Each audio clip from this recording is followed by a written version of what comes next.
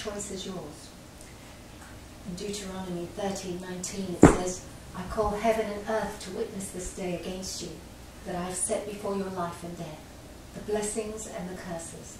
Therefore choose life, that you and your descendants, your children, and your children's children may live.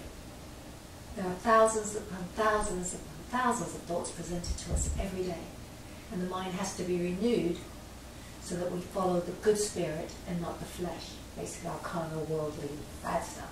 There's thousands of thoughts presented to us every day.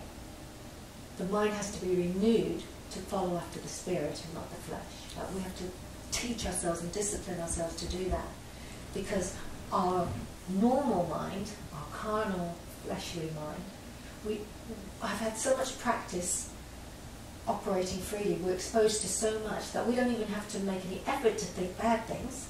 It's there all around us. But on the other hand, we have to purposely choose right thinking. And after we finally decide to be God-minded, then we need to choose and to continue to choose those right thoughts every day, because we're being bombarded with bad stuff all the time. So where's our influences? When we begin to feel that the battle of the mind is just too difficult and that we aren't going to make it, then we must be able to cast down that kind of thinking and to choose to think that we are going to make it. Not only must we choose to think that we are going to make it, but we must also decide not to quit.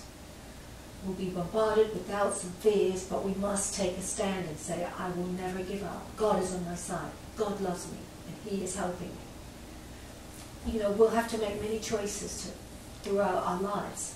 In Deuteronomy 30:19, the Lord tells His people that He has set before them life and death, and urges us to choose life. And in Proverbs 18:21, we're told, death and life are in the power of the tongue, and they who indulge in it shall eat the fruit of it. So our thoughts become our words. Therefore, it's really important that we choose life-generating thoughts when we do. When we do, right words will follow. Don't give up. When the battle seems endless and you think you'll never make it, remember that you're reprogramming a very carnal, fleshly, worldly mind. And instead, you need to think the way God does. It's not impossible. Difficult, yes, but not impossible. But you've got to think of it like this. You've got God on your team. So you could be the worst footballer, but you've got Ronaldo and Beckham in your team, so you're probably going to win, right? Your mind is like a computer that's had a lifetime of rubbish programmed into it.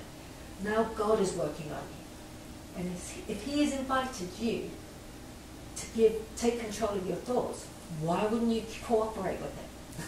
Why wouldn't you cooperate with Him? Like if Beckham says, do this, do that, you'd listen. So listen to God.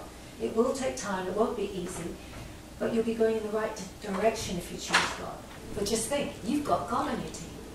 And I believe He's the best computer programmer around.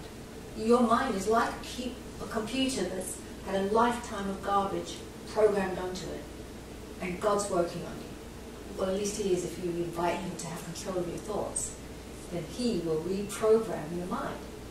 Just keep cooperating with Him and don't give up. It will definitely take time and it won't all be easy, but at least you're going in the right direction if you choose God's way of thinking. And you've got to spend your time doing something, so it may as well be going forward and not staying in the same mess for the rest of your life, right?